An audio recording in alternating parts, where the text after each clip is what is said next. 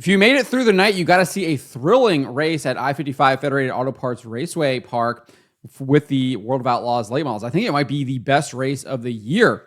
It was an absolutely fantastic race. Drake Troutman got his first win. The track was obviously very choppy. We did see Sam Mars flip over, do a couple barrel rolls during a last chance qualifier race, but the feature program was extraordinarily exciting. Obviously, there were a couple of cautions, but I mean, you got to see Turbo and Bobby Pierce banging doors, Turbo throwing sliders, Turbo running through the field, Drake Troutman and Mike Harrison really having a good duel there for the lead. I mean, it was a fantastic race. I definitely think it is the best race of the year so far. However, it didn't end. The entire program, it didn't end until, I think, 2 a.m. local time there in Peevely, Missouri. That was after the modified portion of the program finished. And then obviously the track was extraordinarily choppy, had a lot of character, and a lot of people were criticizing that. So I wrote this over at stockcarreport.com, and Josh Carroll, the owner of I-55 Federated Auto Parts Raceway Park, addressed a number of unhappy individuals as well as modified drivers following the World of Outlaws show this past weekend and offered free pit passes to them for the track's next event on July 5th. On Saturday night, the dirt car UMP Modifieds qualified following the Power Eye National Modifieds. I think there was a combo with the Extreme Outlaw Midgets and the World of Outlaws late models, which were obviously in combination with the dirt car Summer Nationals. They then ran their heat races following heats for both the midgets and the late models. However, they did not have any last chance showdowns or B-main races as they did on Friday night. Instead, they went straight to their feature, which was only a 25-lap feature. I'm not sure if they shortened that or not. I couldn't find anything that they shortened it. The Friday night feature was 25 laps as well. So usually you have a little bit longer feature on a Saturday night. So I'm guessing they might have shortened it as well. And as I said, the modified feature did not end until around 2 a.m. local time in Missouri. The track faced a number of complaints the night of the race due to the track conditions and the length of the program, albeit mainly from spectators. At least that's what I was seeing. Wasn't sure if there were any drivers or team crew members, etc., complaining as well. If you go to the Summer Nationals Facebook page, I took a screenshot here. You can see a couple people here. I mean, this post was like done at like 11 p.m. Eastern time, so I would assume that's around like 10:30 or so. 10:30 or so there. But you have this guy, Chad Carter, saying after midnight, and we're still trying to prep a track. Gene Green says this track was hot garbage all night, especially when at 2. Hopefully they got it figured out. Add this to the list of tracks to never go to, said Eric Thompson. Obviously, I think just mainly, obviously, complaints there about the track conditions and then obviously the length of the program. So Josh Carroll, who is the new owner of I-55, I think he bought it from the Marlar and the Schrader families at the end of last year. He addressed these complaints as well as his modified drivers and said, first and foremost, when the World of Outlaws come to my tracks, I have very little control. They make the decisions, how many and what classes, prices, times, track prep, how the classes are run. So he's basically saying that the World of Outlaws is making all of these decisions. He's not really involved in them for the most part. He then said, now, that being said, let's talk about modifieds. Most of them not happy, and you shouldn't be, but you are the guys that support me weekly. Remember, I did not make any of those decisions, so keep that in mind today while track bashing about prices, times, and conditions.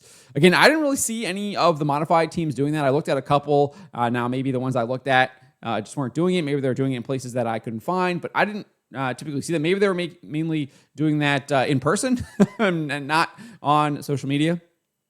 But anyways, he did address these drivers, and he says our next night of racing at I-55 is July 5th. All modified drivers that attended this week will get a free pit pass, no charge at the pit gate July 5th only, and it will pay $1,500 to win. You will get to run a full event. So that means, I'm guessing they did shorten the feature and not just the removal of the B-mains, last chance showdown races, etc. So it sounds like the feature was indeed kind of cut short. It was, again, only 25-lap feature at the end of the race. He then addressed the track. He said, now let's talk about the track. And please note, I have all the respect in the world for Steve Francis, World of Outlaws director. What they wanted done with the track was the right decision under normal circumstances. We don't have that right now. We have had lots of rain. The track is full of water. Me and my crew knew this. They didn't understand. We prepared Friday and intentionally sealed it off in hot laps so it wouldn't get rough.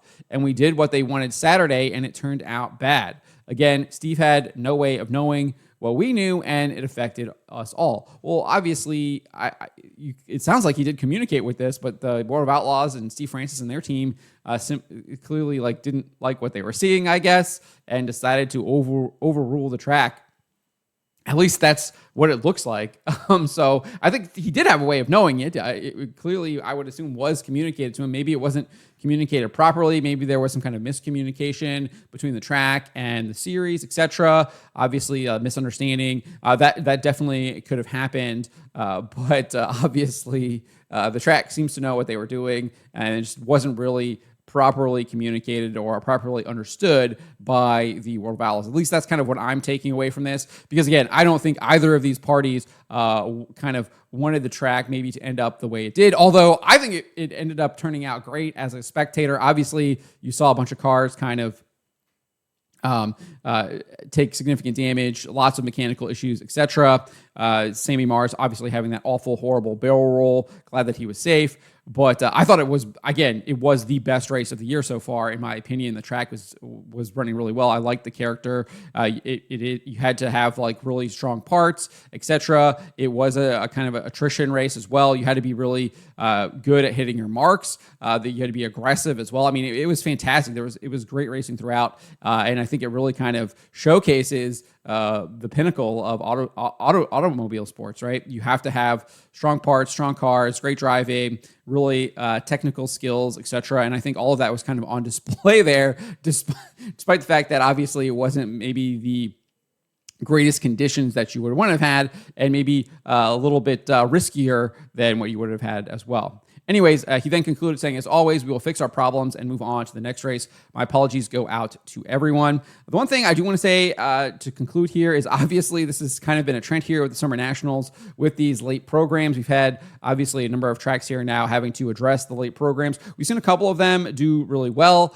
and then others just aren't able to kind of get their programs in gear, obviously with track prep, everything like that. And that obviously has led to a number of complaints. But if you're like me, you're not really worried about watching it live. You just watch it the next day.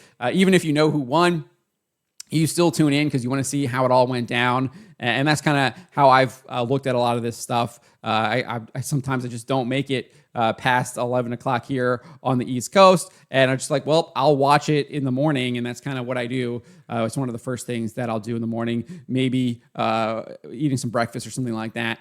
And take in the race, and it was a really, really good race, and that's what I did here. I wasn't staying up till 3 a.m. To watch the modified feature there at Peabody. I definitely called it in early and watched in the morning, and it was absolutely fantastic race. But that's what Josh Carroll had to say addressing these complaints that he's faced. It's interesting. We're getting a little bit more knowledge about how the series and the tracks operate together. Hopefully that they will learn from these mistakes. They got a notebook here, just like drivers take a notebook when they go to the race, and they will learn from each other and obviously improve the next time they come to Peevely, and they're all kind of on the same page, and they put together another better show as far as length, track conditions, etc. But we get a very great race that they gave us on Saturday night. Because again, I can't talk about how great that race was. But let me know what you guys make of this. Let me know in the comments below.